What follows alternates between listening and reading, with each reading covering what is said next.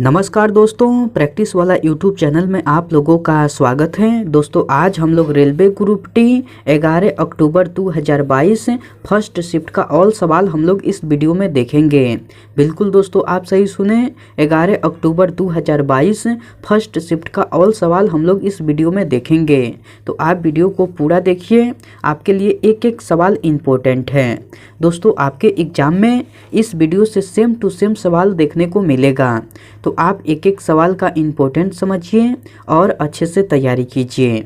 Okay दोस्तों, चलिए हम लोग डायरेक्ट क्वेश्चन देख लेते हैं। नेक्स्ट क्वेश्चन कह रहा है कि विद्युत का उपयोग करके जल के ऑक्सीजन और हाइड्रोजन गैस के रूप में अपघटन की प्रक्रिया को क्या कहा जाता है? तो जल का विद्युत अपघटन कहा जाता है। क्या कहा जाता है दोस्तों? तो जल का विद्युत अपघटन कहा जाता है। ऑप्शन 3 जो है बिल्कुल सही उत्तर हो जाएगा। ओके चलिए नेक्स्ट क्वेश्चन देख लेते हैं। नेक्स्ट क्वेश्चन कह रहा है कि घरेलू उद्देश्य हेतु प्रयुक्त फ्यूजों की रेटिंग डैश की सीमा में होती है? तो 1 एम्पियर से 10 एम्पियर की सीमा में होती है। किसकी सीमा में होती है दोस्तों?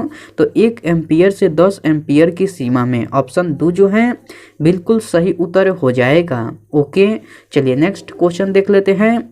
नेक्स्ट क्वेश्चन कह रहा है कि जब कोई किरण गोलीय दर्पण के वक्रता केंद्र सी से गुजरती है तो परावर्तित किरण और आपतित किरण के बीच डैश का कोण बनता है। तो परावर्तित किरण और आपतित किरण के बीच 0 डिग्री का कोण बनता है। कितने डिग्री का कोण बनता है दोस्तों? तो 0 डिग्री के। ऑप्शन 4 जो है बिल्कुल सही उत्तर हो जाएगा। ओके चलिए नेक्स्ट क्वेश्चन देख लेते हैं। दोस्तों मैं उम्मीद करता हूं कि क्वेश्चन आपको अच्छे से समझ में आ रहा है। दोस्तों अगर आपको वीडियो पसंद आती है तो इस वीडियो को लाइक कर दीजिए और कमेंट करके बताइए कि वीडियो आपको कैसे लगी। दोस्तों अभी तक आप इस चैनल को सब्सक्राइब नहीं किए हैं तो प्लीज़ इस चैनल को सब्सक्राइब कर लीजिए और बेल आइकन को भी प्रेस कर दीजिए। ओके चलिए नेक्स्ट क्वेश्चन देख लेते हैं। नेक्स्ट क्वेश्चन कह रहा है कि भारत की 2011 की जनगणना के अनुसार डैश राज्य में ईसाइयों की संख्या सबसे अधिक है? तो भारत की 2011 की जनगणना के अनुसार केरल राज्य में ईसाइयों की संख्या सबसे अधिक है। किस राज्य में है दोस्तों? तो केरल राज्य में है। ऑप्शन 3 जो है बिल्कुल सही उत्तर हो जाएगा। ओके चलिए नेक्स्ट क्वेश्चन देख लेते हैं। नेक्स्ट क्वेश्चन कह रहा है कि किशोरा अवस्था के दौरान स्वस्थ प्रजनन तंत्र के विकास के लिए किस प्रकार के आहार की आवश्यकता होती है? तो पोषण की दृष्टि से संतुलित आहार की आवश्यकता होती है। किस प्रकार की आहार की आवश्यकता होती है? तो पोषण की दृष्टि से संतुलित आहार की आवश्यकता होती है। ऑप्शन 1 जो है बिल्कुल सही उत्तर हो जाएगा। ओके चलिए नेक्स्ट क्वेश्चन देख लेते हैं। नेक्स्ट क्वेश्चन कह रहा है कि भारतीय सांख्यिकी संस्थान की स्थापना किसने की, जिन्हें भारत में आधुनिक सांख्यिकी का जनक माना जाता है? तो प्रशांत चंद्र महालनोबिस ने की। किसने की दोस्तों? तो प्रशांत चंद्र महालनोबिस ने। ऑप्शन 1 जो है बिल्कुल सही उत्तर हो जाएगा। ओके चलिए नेक्स्ट क्वेश्चन देख लेते हैं। नेक्स्ट क्वेश्चन कह रहा है कि देवप्रयाग यानी उत्तराखंड में निम्न में से कौन सी 2 नदियों के संगम से गंगा नदी बनती है? तो अलकनंदा और भागीरथी नदियों के संगम से गंगा नदी बनती है। ऑप्शन 4 जो है बिल्कुल सही उत्तर हो जाएगा। ओके चलिए नेक्स्ट क्वेश्चन देख लेते हैं। नेक्स्ट क्वेश्चन कह रहा है कि वॉशिंग सोडा किस प्रक्रिया से प्राप्त होता है? वॉशिंग सोडा किस प्रक्रिया से प्राप्त होता है? तो आपको Na2CO3 यानी कि सोडियम कार्बोनेट के पुनः क्रिस्टलीकरण प्रक्रिया द्वारा प्राप्त होता है। किस प्रक्रिया द्वारा प्राप्त होता है दोस्तों? तो Na2CO3 के पुनः क्रिस्टलीकरण प्रक्रिया द्वारा प्राप्त होता है। ऑप्शन 2 जो है बिल्कुल सही उत्तर हो जाएगा। ओके चलिए नेक्स्ट क्वेश्चन देख लेते हैं। नेक्स्ट क्वेश्चन कह रहा है कि भारत में बजट घाटे को पूर्ण करने वाली तदर्थ ट्रेजरी बिल प्रणाली 1 अप्रैल डैश से बंद कर दी गई? तो 1 अप्रैल 1997 से बंद कर दी गई। कब से बंद कर दी गई? तो 1 अप्रैल 1997 से। ऑप्शन 4 जो है बिल्कुल सही उत्तर हो जाएगा। ओके, चलिए नेक्स्ट क्वेश्चन देख लेते हैं। नेक्स्ट क्वेश्चन कह रहा है कि निम्न में से कौन सी अभिक्रिया विस्थापन अभिक्रिया का उदाहरण है। तो Zn+Cu अभिक्रिया करके Zn का निर्माण करता है। यही अभिक्रिया जो है आपको विस्थापन अभिक्रिया का उदाहरण है। तो ऑप्शन 4 जो है बिल्कुल सही उत्तर हो जाएगा। ओके, चलिए नेक्स्ट क्वेश्चन देख लेते हैं। नेक्स्ट क्वेश्चन कह रहा है कि कार्बन किस समूह और आवर्त में मौजूद हैं। तो कार्बन जो है समूह 14 और आवर्त 2 में मौजूद हैं। कार्बन जो है समूह 14 और आवर्त 2 में मौजूद हैं। ऑप्शन 1 जो है बिल्कुल सही उत्तर हो जाएगा। ओके, चलिए नेक्स्ट क्वेश्चन देख लेते हैं। नेक्स्ट क्वेश्चन कह रहा है कि गर्भ निरोधन की किस विधि से शरीर के हार्मोनल संतुलन में बदलाव होते हैं। तो गोलियों का सेवन से होते हैं। किससे होते हैं दोस्तों? तो गोलियों का सेवन से। ऑप्शन 1 जो है बिल्कुल सही उत्तर हो जाएगा। ओके, चलिए नेक्स्ट क्वेश्चन देख लेते हैं। नेक्स्ट क्वेश्चन कह रहा है कि निम्न में से कौन सा शहर गंगा के तट पर स्थित नहीं है। तो लखनऊ शहर जो है आपको गंगा के तट पर स्थित नहीं है। कानपुर शहर, पटना शहर और हरिद्वार शहर, ये तीनों शहर जो हैं आपको गंगा के तट पर स्थित हैं, जबकि लखनऊ शहर जो है आपको गंगा के तट पर स्थित नहीं है। तो ऑप्शन 2 जो है बिल्कुल सही उत्तर हो जाएगा।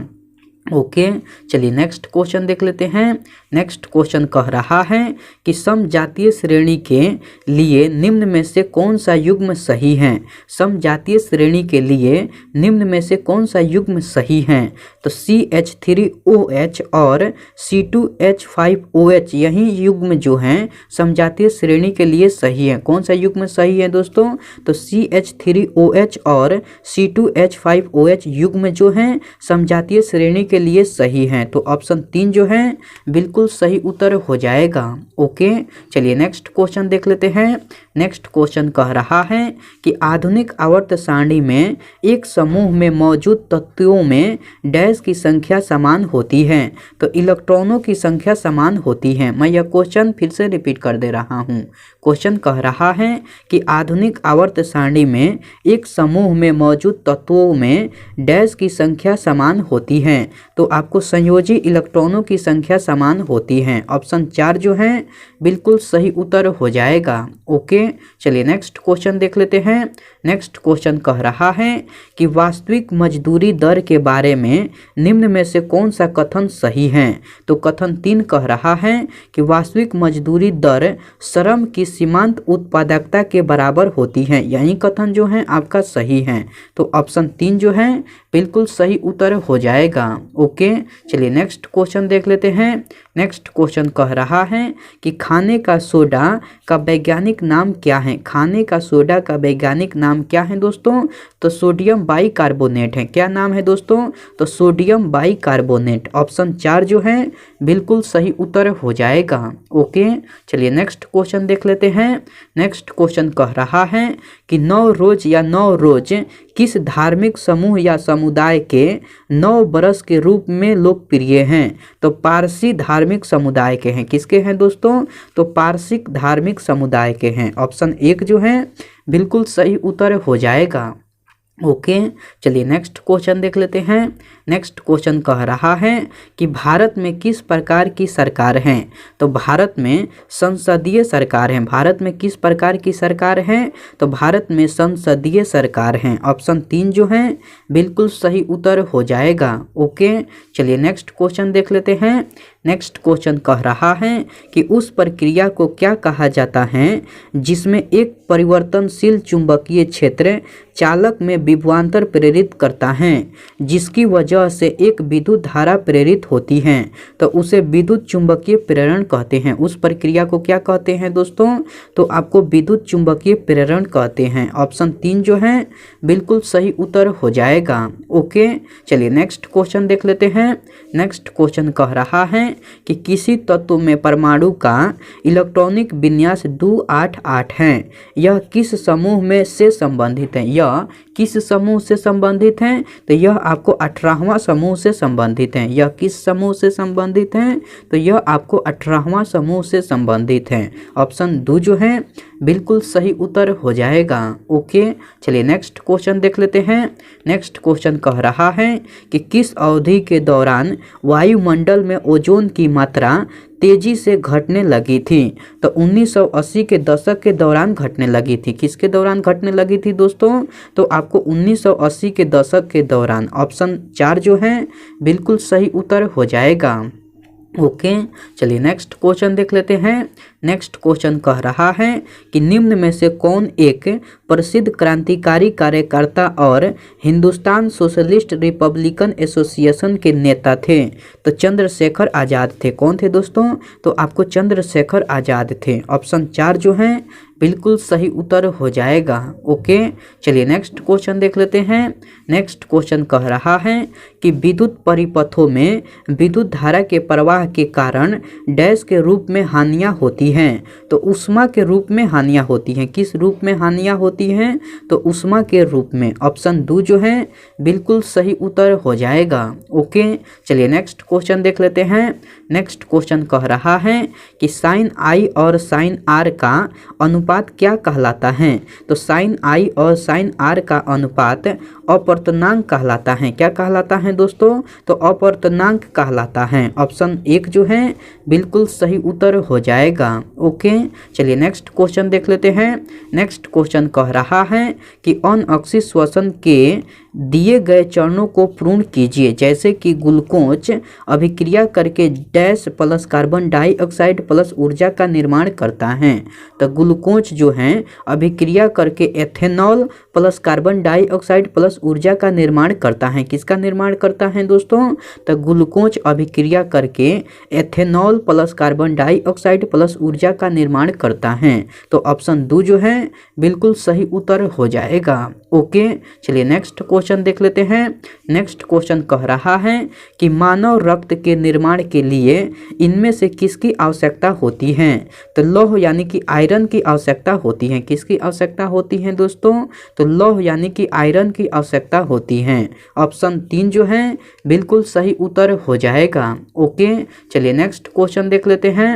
नेक्स्ट क्वेश्चन कह रहा है कि भारी व्यायाम के दौरान जब ऊर्जा की मांग अधिक होती है लेकिन ऊर्जा उत्पन्न करने के लिए ऑक्सीजन की आपूर्ति सीमित होती है तो मांसपेशियों की कोशिकाएं डैश को दर्शाती हैं। तो मांसपेशियों की कोशिकाएं लैक्टिक अम्ल के मात्रा के निर्माण को दर्शाती हैं। किसको दर्शाती हैं दोस्तों?